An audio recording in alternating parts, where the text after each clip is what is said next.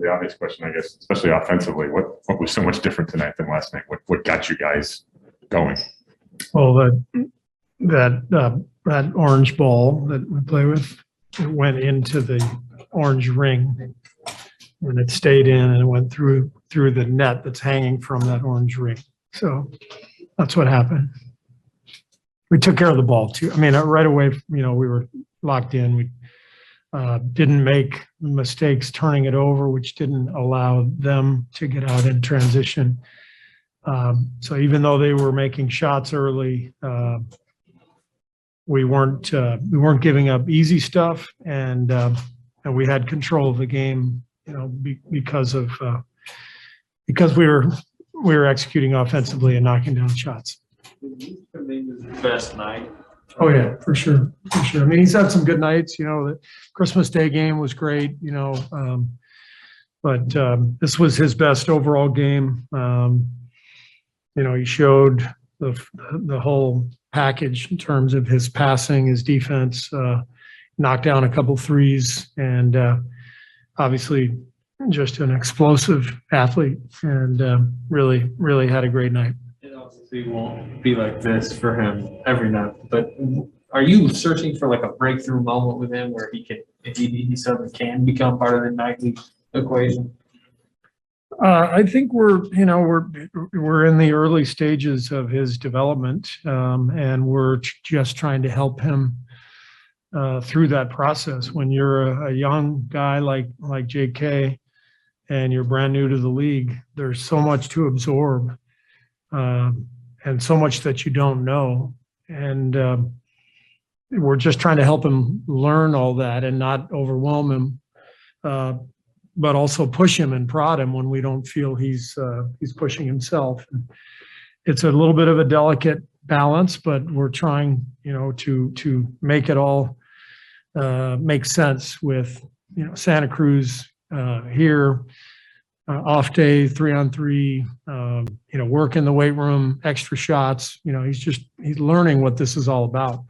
And so he's obviously making strides, and a night like this validates that.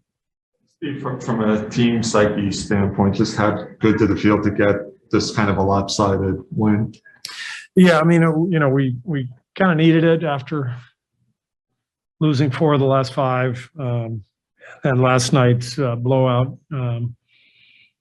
We came out pretty determined, and obviously they were behind the 8 ball almost immediately when Zach got injured. I mean, that changed everything. With Caruso out already, them missing both Zach and Caruso, that's a huge part of their team. And with us, really clicking and knocking down shots, we were able to take control. I was going to ask you this pregame, and then I thought, nah, it's not going to apply, but what's the psychology of playing from a huge hole or with a big lead in the second half of a blowout game like this? The psychology last night was we have to account well for ourselves. We have to show in the second half what we're about, which is we're going to compete, and who knows what's going to happen, but we're going to compete. We're going to stay with it. And it obviously didn't matter in terms of the win and the loss, but we won the second half last night by 20 points. And you might say, well, that who cares? You were down by 72 at halftime or whatever it was, but that mattered, And I think that the way we played in the second half, the way our guys kept fighting, set a good tone coming into tonight's game. And so you just want your team to keep fighting and executing when you're down like that. And then when you're up, you don't want to let your guard down. The biggest thing when you have a big lead is to take care of the ball and to take care of the little things. You just don't want to turn the ball over and give up offensive rebounds and foul. You just want to stay solid. Is it a little victory when you prompt that other team that had the big lead to bring starters back? I actually said that to Mike Budenholzer last night. We were both standing near half court, and he put Giannis back in around the 10-minute mark of the fourth quarter. I think they were up 21, I said, you can't put him back in. I said, we've already, sat all of our guys. And I think he said, you guys keep making all these threes, I said, well, this is our one victory of the night. We made you put Giannis back in. And so we had a good chuckle over that, but it's, you just want to keep competing. That's the biggest thing. So I liked the way our guys responded last night. It's humiliating, to feel that. They responded well. And, tonight, Billy probably had to give the same speech I gave last night. It's, 24-hour difference, and who the hell knows why this stuff happens. It makes no sense, but you try to control what you can control. Maybe this is a different way of asking the same question Anthony asked, but when you talk about Kuminga, it's so easy to talk about his future, right? He's 18, so explosive, as you say. But how much does a night like tonight show that he can be a factor in the present? I mean, the rest of this season, and help you guys win? Yeah, I don't think there's any doubt that he can help us win. But we also know that progress isn't linear as a young player. There's going to be a lot of ups and downs, and so the main thing you're trying to get across is it's the process. Steph said something last night that I thought was so important. He was asked about his shooting struggles. He says, I don't focus on results. I focus on the process. And it's the same for a team. As a coach, you have to focus on the process. And as long as our process is good, and our guys are competing, and we keep pushing forward, then you're able to weather the storm.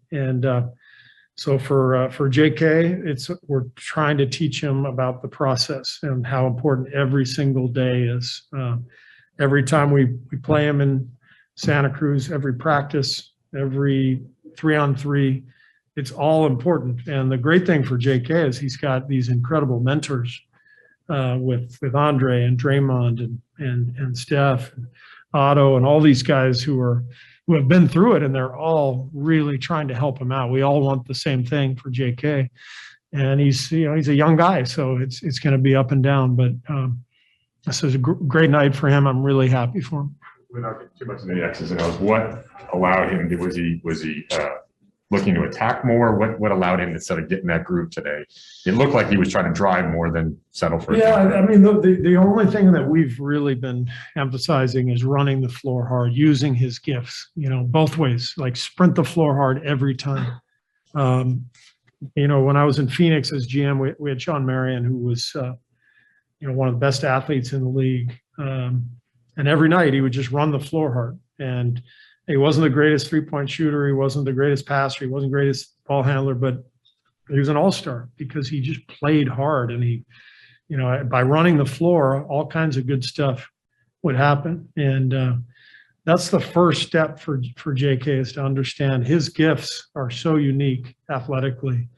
They jump out even in an NBA game. You guys see it. It's sort of stunning when he explodes to the rim. So taking advantage of those gifts now allows him to build a foundation. And then, as he goes, his shooting will improve, his understanding of the game will improve, overall skill level will improve. But what I liked about the last two nights is it's the hardest I've seen him run the floor on consecutive nights. Wiggins have been really quiet the last few games with Clay back in the lineup. They're aggressive tonight, scored a bunch early. How do you kind of fuse that together? Have them play that style even when Clay's out there getting a bunch of shots. They just have to stay aggressive. That's all. There's nothing, that we're doing differently. It's a little different for Jordan, coming off the bench rather than starting. But we just want both guys to be super aggressive. The ball went in for both of them early in the game. That helped them build some momentum, and they both had great nights. Some nights the ball doesn't go in, and you just have to stay aggressive and keep attacking, and that's the only thing we're emphasizing. One more Kuminga question. What are those passes? He made a couple passes that led to wide open layups. What does that say about his progress, his development? It's been in there. I remember watching him last year in the G League for the Ignite when we played them, when our Warriors team played them. And that was the thing I was most impressed with. Was he made a couple of passes that were really impressive. So that's in there for him. He sees the floor pretty well. And that's exciting because at that size, you start to, get a good feel for the game and draw two because of your athleticism and your strength, your ability to score. You can see over the top of the defense and find people. That's powerful. So it's been in there, and it's something that he continues to work on.